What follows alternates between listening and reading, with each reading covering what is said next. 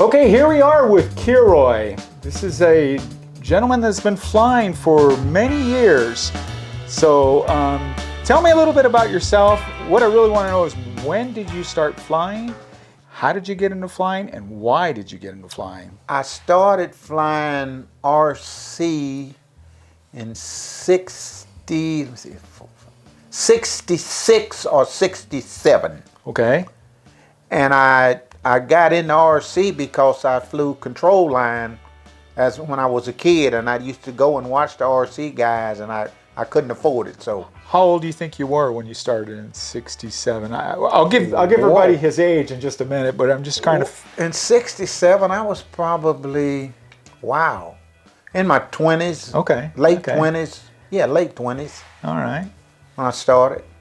And I started flying RC in Kansas City, Missouri. That's when I got my first RC plane. Wow. Wow. Yeah. And can you tell me a little bit about the electronics back in 67? When I started in 67, we had proportionals, but the guy that was teaching me how to fly in his plane had a small hog. That's what that plane was called, a big high wing. Okay.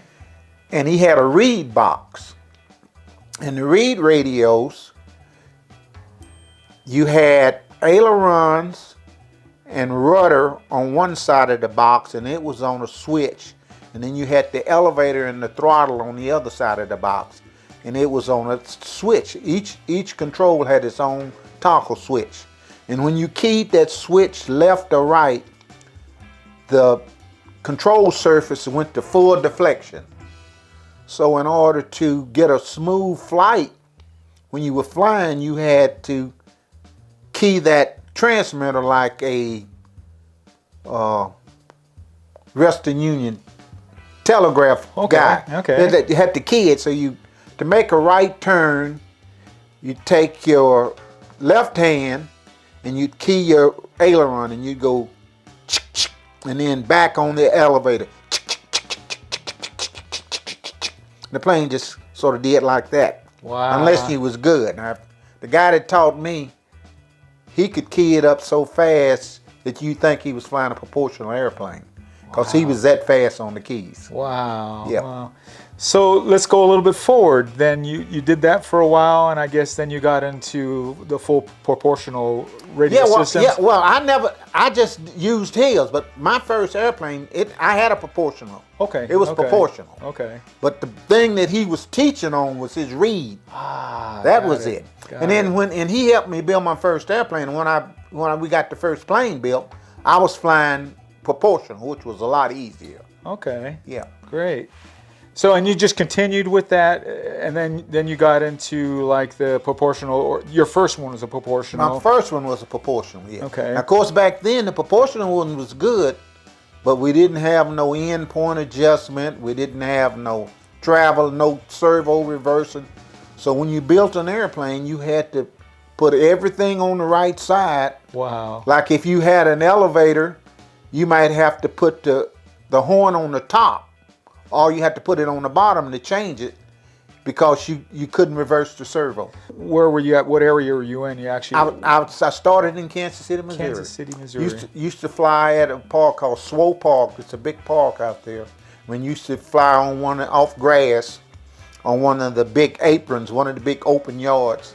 And then later, after I moved from Kansas City, the city built a RC park on the back end of the park for RC guys. So I'm going to move forward a little bit.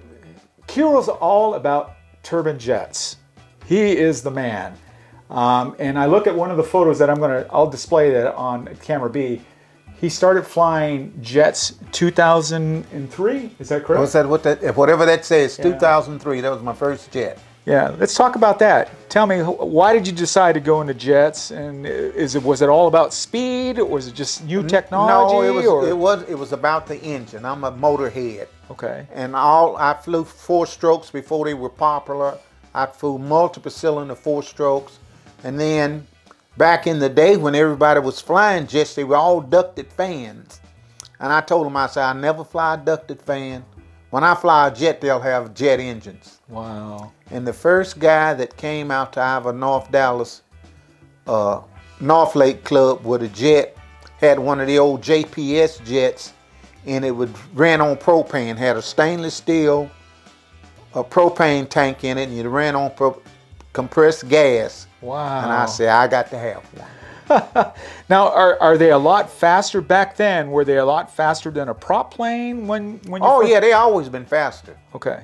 Oh yeah, the jets have always been fast. I mean, in similar, I did some Formula One racing and some quickie racing. Some of the Formula One planes would get close to 200, but jets are it's 200 and beyond. Oh you know, my gosh. we've got a saying in the jet community: nobody plane flies over 200 because that's the AMA cutoff regulation. I see. So how fast is your airplane? 200. But they'll fly much faster. So this plane that you have in this photo, is that something that you built out of a kit? Or? That was one of the first boomerang kits. Okay. That I got from a friend of mine, Alan Cardash. He was out of England, and that one was a complete kit. It wasn't an oil. He sent me a box of wood and foam-covered rings, and me and my buddy John Grigsby, who worked at Mike's, him and his buddy built it. And where did you get the motor? I mean, where was that? I got the engine from JetCat. Okay.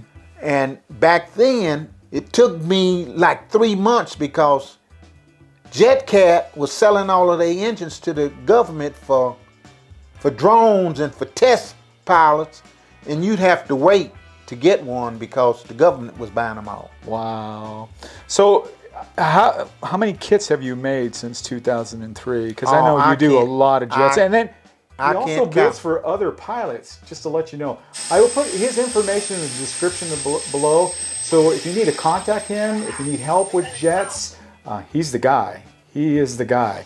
So tell me a little bit. So you were saying you built tons of these jets. Oh, it's too many. I can't count them all. Wow. And how many have you built for other RC pilots? 100, maybe 150. Oh my gosh! I've got so many. I can't count them all. I mean, and most of them came out of here. Wow, that's amazing. Most of them came out of here.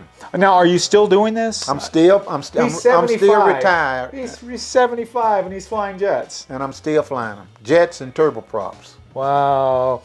Why don't you show the motor a little bit?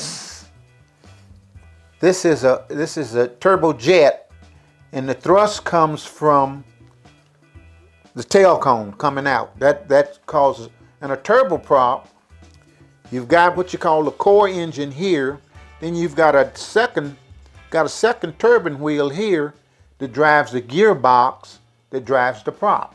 Okay. Wow. And there's a big learning curve when you go from a turbojet to a turboprop, because most jet engines got what you call throttle lag. I mean, when you give it to full throttle, it takes a few seconds to come up to throttle. Well, with a turboprop, you can add another couple of seconds to that, because the core engine comes up, and then it's got to turn this turbine wheel to turn the prop. So you add a couple more seconds to that. Okay. So what is the cost of something like this? And what's the size of this? This is a JetCat P20. This is about 2,000, 1900, between 1900 and 2100, depending on where you buy it at. Wow. And you still have a bunch of other components that need to support this, correct? Well, when you buy the jets, you get everything you need to support it. Okay. You get the fuel pump, you get the ECU, which is the electronic control module, which controls the jet. I mean, the transmitter tells it that you want more throttle, and it goes through the control module.